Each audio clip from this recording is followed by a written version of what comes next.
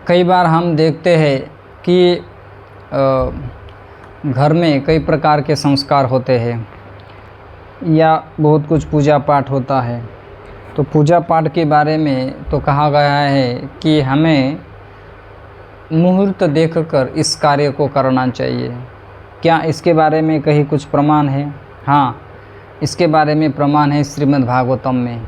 और श्रीमद् भागवतम बहुत बड़ा प्रमाण है जो स्वयं भगवान की यह वाणी है, तेनो वाङ्मय मूर्ति प्रत्यक्ष वर्तते हरि। तो इसी में भी इस बात को स्पष्ट कहा गया है। इसका प्रमाण क्या है? श्रीमद् भागवतम छठा स्कंद अध्याय क्रमांक 6। इसमें वर्णन आता है कि यह दक्ष की जो बेटियां थी 60 कन्या, पितृवत्सलाहा कहा गई है, माने अपने पिताजी को बहुत प्रेम करती थी, है ना, इसलिए इनको पितृवत्सला कहा गया है।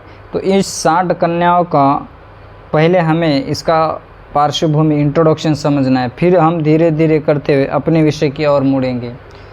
विषय क्या है हमारा कि मुहूर्त, क्यों हमें मुहूर्त पर अपने जो भी कार्य है उनको करना चाहिए। क्या इससे कुछ लाभ होता है? क्या इससे कुछ विपरीत परिणाम होता है? क्या इससे हमारे जीवन में कोई अशुभ घटना घटित होती है? क्या इससे हमें कोई तकलीफ़ हो सकती है? क्या ये करना ही ज़रूरी है? अगर नहीं करेंगे तो क्या होता है? तो ये सब चीज़ें इसमें दी गई है। तो कहते हैं कि जो दक्ष है, दक्ष की 60 कन्या हुई, तो जो 10 कन्या थी वह धर्म के साथ ब्याही गई। और कहते हैं कि बाद में कायन माने कश्यप जी के साथ 13 कन्या का ब्याह किया गया। ऐसे कश्यप जी के साथ कितनी हुई? 17 कन्या का ब्याह हुआ।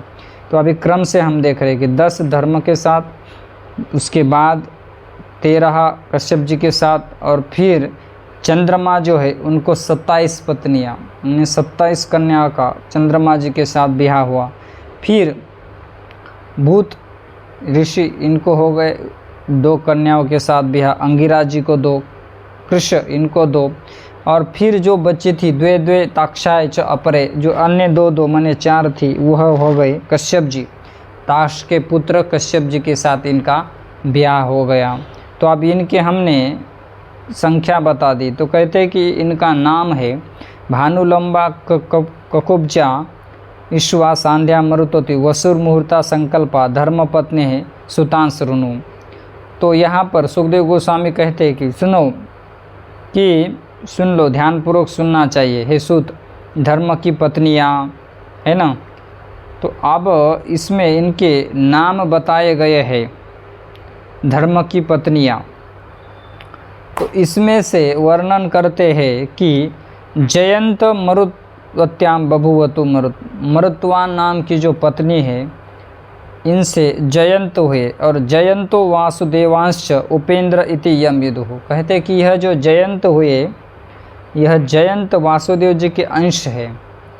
ये उपेंद्र, उपेंद्र माने राजा, कौन? ये परीक्षित महाराज, इनको उपेंद्र कहा गया है।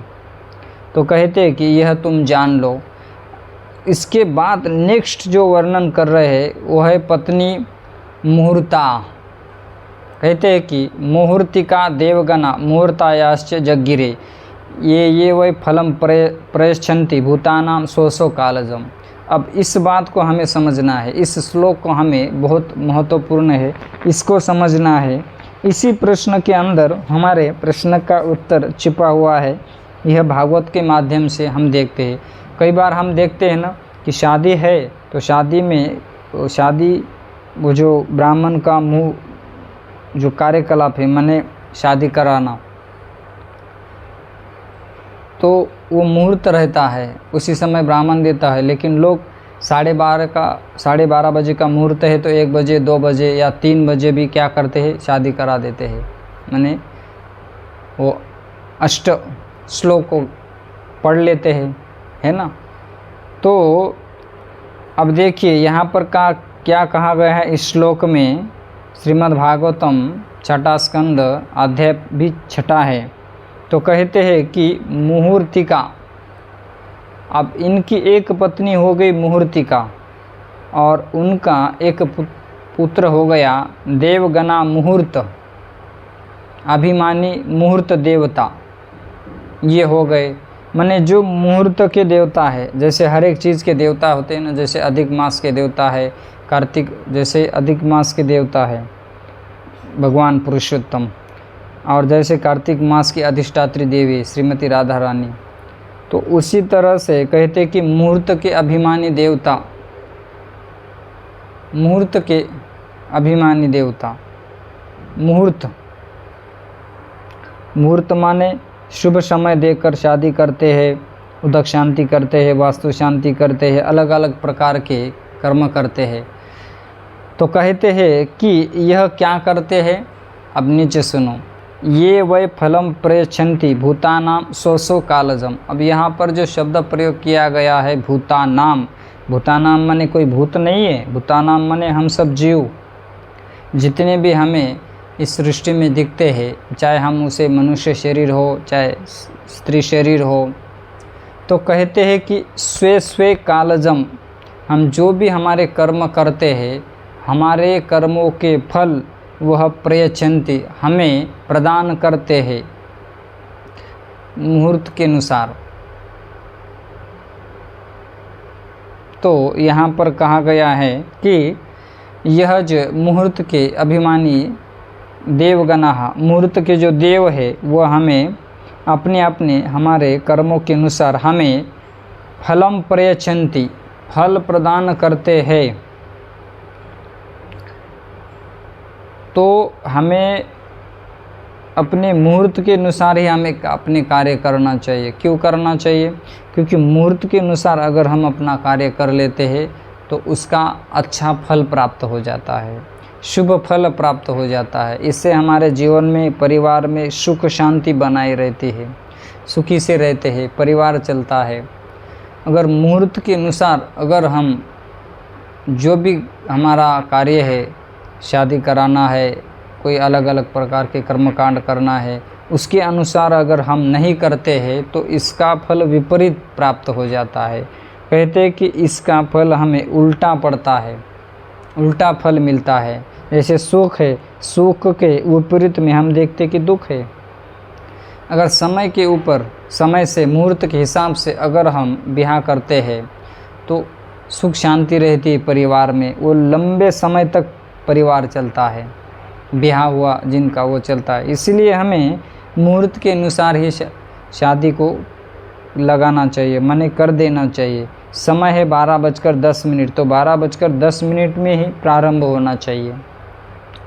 मुहूर्त के अनुसार अगर हम नहीं करते हैं तो इसका उल्टा फल प्राप्त होता है। और फिर कहते हैं कि बहुत पैसा खर्च किया, बहुत अच्छा लड़का या बहुत अच्छी लड़की देखकर ब्याह किया, सब कुछ देख लिया, लेकिन बहुत क्लेश है, कष्ट की प्राप्ति होती है। क्यों ना होगी? क्योंकि हमने मुहूर्त छोड़ के शादी कराई है या जो भी कर्म किया है हमारा। इसलिए ये श्रीमद् भागवतम इस बात का प्रमाण है कि ये वे फलम प्रयच्छन्ति भूतानाम स्वे स्वे कालजम, हमें अपने ही कर्मों के फल देने वाले मुहूर्त हमें प्रदान करते हैं हमारे मुहूर्त के अनुसार। इसलिए हमें अपने मुहूर्त के अनुसार ही हमें अपने कर्मों को कर लेना चाहिए। अगर इस श्लोक को बहुत अच्छी तरह से हमें सुनना है तो क्या करना चाहिए? इसको बहुत अच्छी तरह से फिर पढ़ लेना चाहिए। शिक्षा यही है इस श्लोक के माध्यम से कि हमें मुहूर्त के अनुसार शादी करनी चाहिए, मुहूर्त के अनुसार जो भी हमारे कर्म है उन कर्मों को कराना चाहिए।